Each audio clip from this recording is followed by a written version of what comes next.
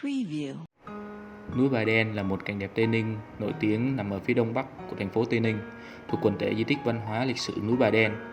Cách thành phố Hồ Chí Minh tầm 100 km, Bà Đen có độ cao 986 m, là ngọn núi cao nhất Nam Bộ.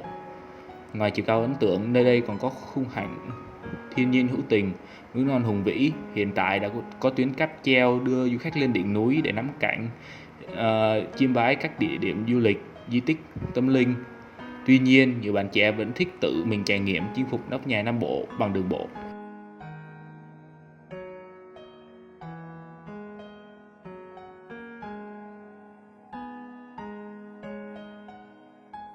Và với ngọn núi cao 986 m này thì khách du lịch có nhiều lựa chọn khi lên núi. Trước khi đi lên núi, ta có thể thấy được một nhà ga rất lớn, đó là nhà ga cáp treo Bà Đen. Sở hữu kiến trúc độc nhất vô nhị và ẩn chứa nhiều giá trị văn hóa, lịch sử, tự nhiên của vùng đất Thánh Tây Ninh, là một trong 3 nhà ga của núi Bà với tổng diện tích 10.959 m². Ga Bà Đen có công suất khai thác lên đến 8.800 người một giờ. Một số lượng khách mà không công trình nào cũng có thể phục vụ.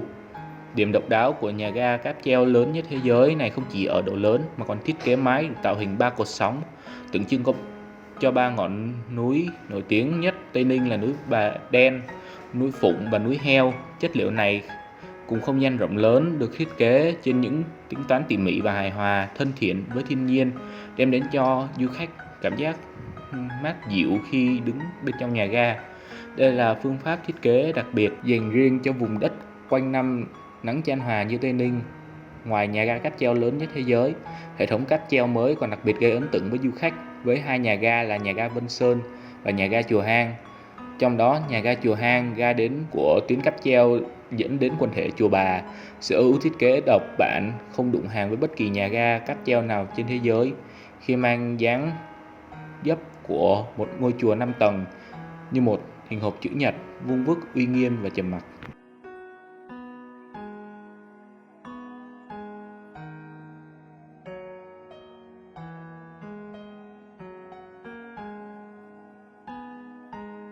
Ra đời từ năm 1962 nên bưởi Tây Ninh đã được giữ và lưu truyền cho đến tận bây giờ. Món ăn đặc sản Tây Ninh này không chỉ có tuổi đời lâu năm, nó cũng là một nét văn hóa đặc biệt tại mảnh đất thân thương này. Vào dịp lễ mùng 1 hay ngày rằm, nem bưởi Tây Ninh được bày biện ngay ngắn trong mâm cỗ và đặt lên các bàn thờ gia tiên hay các bữa tiệc chay cung cách sang trọng. Qua đó mới thấy nem bưởi Tây Ninh đã quá độ thân thuộc với các hộ gia đình nơi đây. Đặc biệt, từ nghề làm nem cũng tạo kinh tế cho nhiều hộ gia đình tại Tây Ninh. Từ tép bưởi mỏng nước, đặc biệt hay khi nem bưởi thành phần chính là lớp vỏ bưởi xanh dày cùi, một thành phần tưởng chừng sẽ bị bỏ đi. Vậy mà với đôi bàn tay biến tấu đầy tài tình của con người Tây Ninh, thức quà này tạo nên một hương vị thật khó cưỡng. Từ những quả bưởi to tròn vừa chuyển sang chín cho vỏ dày sẽ được người dân Tây Ninh chọn lựa. Để tạo được nem bưởi ngon, việc chế biến vỏ bưởi sao cho giữ được độ giòn và vẫn có được hương vị tự nhiên nhất là điều cốt yếu. Sau khi gọt lớp vỏ mỏng bên ngoài, người ta sẽ bào cùi thật mỏng, rồi đem đi luộc và rửa qua nước nhiều lần cho đến khi hết đắng. Tiếp đó, vỏ được vắt sạch nước và đem lên bếp rang cho đến khi đạt được độ săn nhất định. Khi phần hồn của nem bưởi hoàn tất, người dân Tây Ninh sẽ tiếp tục hoàn thiện các công đoạn còn lại. Họ chọn đều nguyên liệu như đu đủ xanh, bào nhuyễn, phơi khô, với nhiều phụ liệu khác nhau như là lá tiêu, bông nem, khế chua, chùm ruột, ớt hiểm với nhau. Tất cả được xay nhuyễn và cho lên bếp xào ở lửa nhỏ. Một chút thính gạo được thêm vào để tăng hương thơm. Sau cùng hỗn hợp được nấu cho đến khi đạt được độ sệt và có màu vàng ngà. Khi xong phần nhân, cuối cùng là công đoạn gói nem. Tùy vào mỗi nhà, người dân Tây Ninh sẽ có những cách gói khác nhau. Với nem đòn, nem sẽ được gói theo hình trụ dài tương đương như bánh tét. Nem trần thì được tạo hình bằng khuôn hình chữ nhật, hình tròn hoặc các hình con vật, hoa quả theo mẫu sẵn và được gói bằng lớp ni lông mỏng. Phần này đòi hỏi sự khéo tay của người gói để tạo được những thành quả đẹp nhất. Hoặc những chiếc nem được vo thành viên từng miếng nhỏ bằng nắm tay, chúng được gói bằng lá bông hoặc lá chùm ruột và bao một lớp lá chuối bên ngoài. Sau cùng nem được buộc bằng dây chuối hoặc dây ni lông thành sâu một chuỗi 10 hoặc 20 chiếc. Mỗi loại nem có hình thù khác nhau nhưng cái đặc trưng là hương vị hay sự khéo tay của người thợ Tây Ninh sẽ không lẫn vào đâu được. Cái chất nem vẫn giữ được vị chua mặn, ngọt cay sẽ lan tỏa trong khoang miệng khi bạn thưởng thức. Sau khi gói xong, thực tế chỉ khoảng 4 đến 5 tiếng là nem bưởi đã có thể thưởng thức được ngay, nhưng 10 tiếng là khoảng thời gian thích hợp nhất. Ở thời điểm này, bạn có thể thưởng thức cái hương nem với độ dai giòn vừa phải, lại có vị mặn, ngọt, thêm chút chua chua của vỏ bưởi và cay xé của ớt tiêu. Không giống như nem chua Thanh Hóa ăn kèm cùng với tương ớt hay nem ngắm giao thủy sẽ đậm đà hơn khi dùng chung với nước mắm và lá xung xanh. Nem bưởi Tây Ninh có cách thưởng thức riêng. Món nem này hợp nhất là khi ăn với muối tiêu và ăn cùng rau răm hoặc tỏi, ớt tươi. Về phần bảo quản, để giữ nem bưởi lâu hơn, bạn hãy để những miếng nem trong ngăn mát tủ lạnh. Trong vỏ bưởi chứa nhiều tinh dầu, trong đó có 26% citral và ester.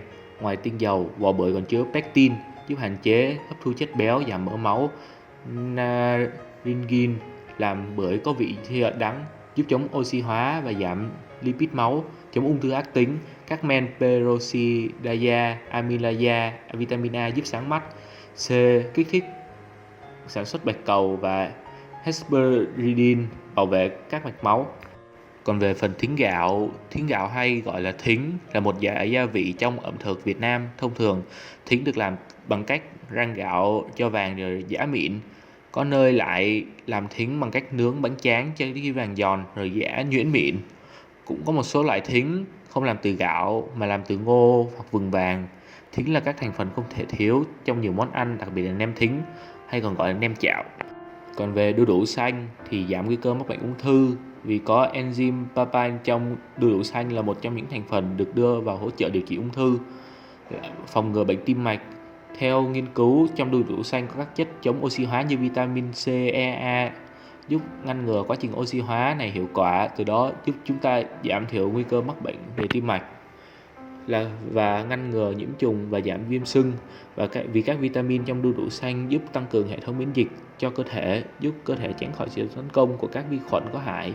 Do vậy, ăn đu đủ xanh sẽ giúp bạn giảm sưng phồng, ngừa nhiễm trùng và mưng mủ vô cùng hiệu quả. Phần tiêu hột thì trong tiêu hột chứa chất béo, natri, carbon hydrate, chất xơ và protein.